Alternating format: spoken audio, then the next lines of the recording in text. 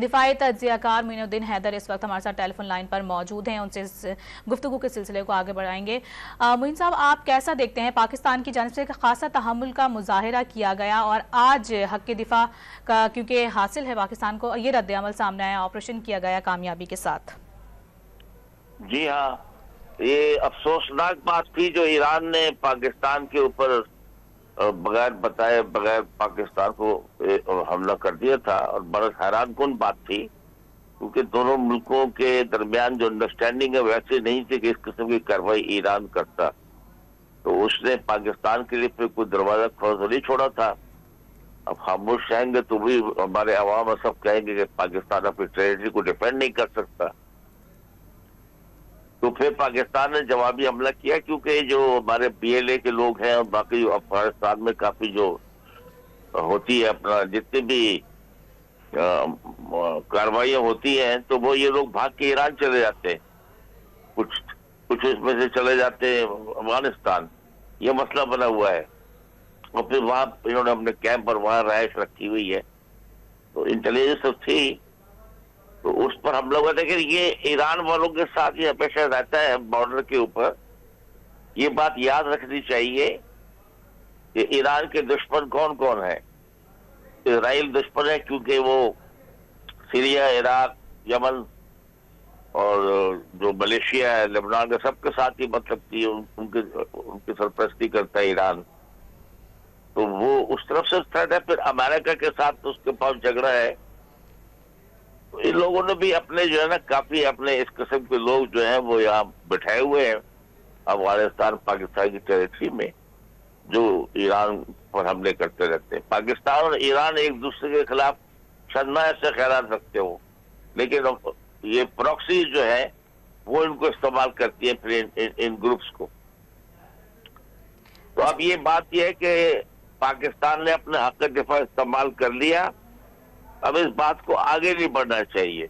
बहरहाल ईरान हमारा ब्रदर और मुल्क है, अच्छे ताल्लुकात रहे हैं उनके साथ। तो इसमें चाइना ने भी अपील की थी कि अब रेस्ट्रेंट दिखाया जाए।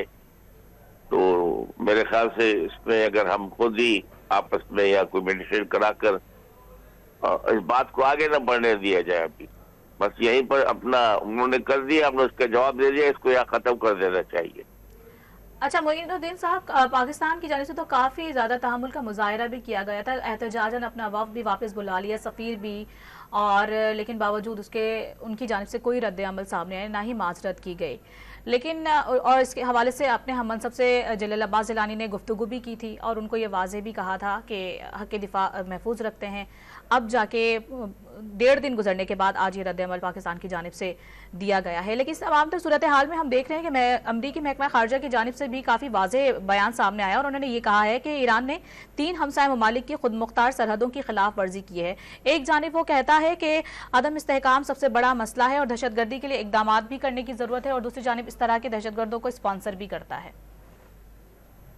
देखिए जी, बात ये है कि जो हमला इराक और सीरिया में हुआ है, तो वहां पर तो आपको पता है कि कासिम सुलेमानी जो थे वो ईरान के जो थे वो हाजिर सर्विस थे, अपना अफसर, और वो वहां क्या कर रहे थे उन इलाकों में। तो इन्होंने अपने वहां काफी ग्रुप्स तैयार किए हुए हैं, इराक में भी सीरिया में भी, जो कि अमरीकियों के खिलाफ भी जो लड़ते थे और बाकी दूसरों के खिलाफ भी लड़ते थे। और उन्होंने पहले भी अमेरिकन कैंप पे हमले होते रहे। फिर हुतीस के साथ भी सुनने में आ रहा है कि उनको भी बैक करते हैं, ये हिजबुल्लाह को बैक करते हैं। और ये जो वहां अपना गाजा में इस वक्त शुरू हो रहा है रॉकेट जो है, वो भी सुनने में आता है कि ईरान इस सिलसिले में मदद करता है। तो ये एक हिस्ट्री है, एक पैटर्न है कि ईरान अपने बॉर्डर से बाहर निकल के काफी दूसरे इलाकों में, दूसरे मुल्कों के अंदर इस किस्म के ग्रुप्स और ऐसे लोग प्रॉक्सी तैयार करता है, और वहां पर फिर सिचुएशन जो है, लड़ाई झगड़ा जो है वो बढ़ता है, कत्ल गारत बढ़ता है। तो ये एक हिस्ट्री है उनकी, और ये सामने है सबके। तो अब पाकिस्तान के साथ भी उन्होंने थोड़ा बहुत इसी किस्म की कार्रवाई की है। तो ये उनमें है, ये मतलब कि उनकी पॉलिसी में शामिल है कि दूसरे मुल्कों के अंदर इंटरफियर करो, प्रॉक्सीज क्रिएट करो, प्रॉब्लम क्रिएट करो। लेकिन मोइन तो साहब, जिस तरह से आप बता रहे हैं कि इस तरह की ये उनकी पॉलिसी का हिस्सा है, लेकिन इस तरह की सिचुएशन तो अपने बिरादराना ताल्लुकात में जो भी उनके मामलात हैं और जो ताल्लुकात हैं उस पर तो मनफी असरात मुरतब करेंगी ना इस तरह की चीजें।